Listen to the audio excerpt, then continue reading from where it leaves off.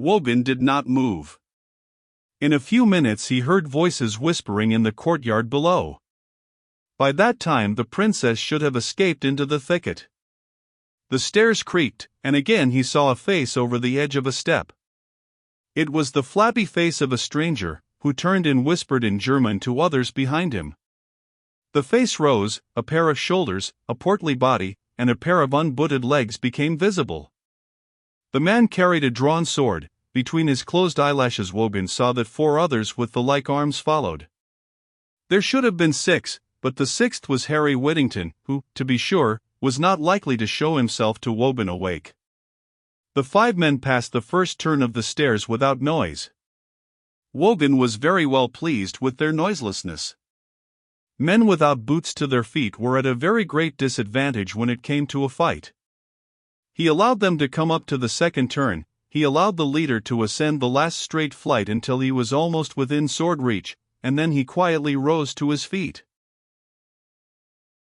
"Gentlemen," said he, "I grieve to disappoint you, but I have hired this lodging for the night."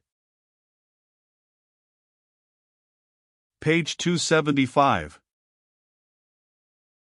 The leader stopped, discountenanced, and leaned back against his followers.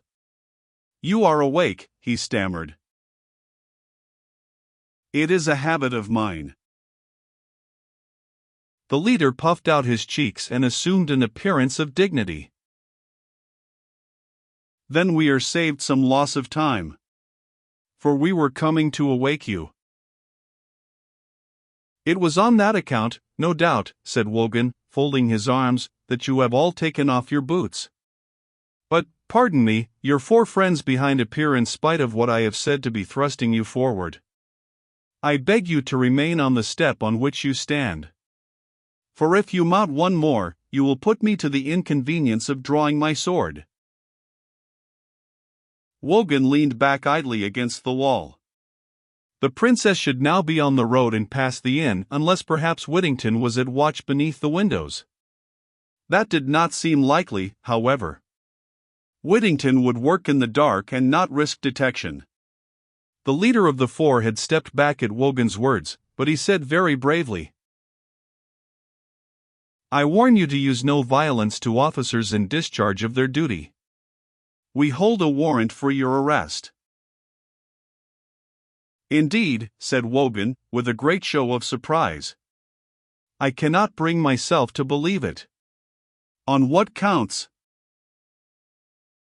"Firstly, in that you stole away Her Highness the Princess Clementina from the Emperor's, page 276, guardianship on the night of the 27th of April at Innsbruck."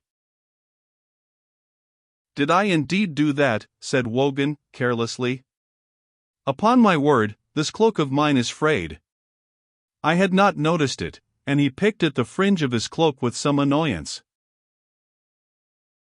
"In the second place, you did kill and put to death, at a wayside inn outside Stuttgart, one Anton Gans, servant to the Countess of Berg." Wogan smiled amicably. "I should be given a medal for that with a most beautiful ribbon of salmon color, I fancy, salmon or aquamarine. Which would look best, do you think, on a coat of black velvet?"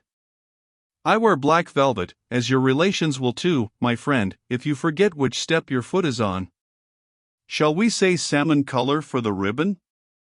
The servant was a noxious fellow. "We will." The leader of the 4, who had set his foot on the forbidden step, withdrew it quickly. Wogan continued in the same quiet voice, "You say you have a warrant?"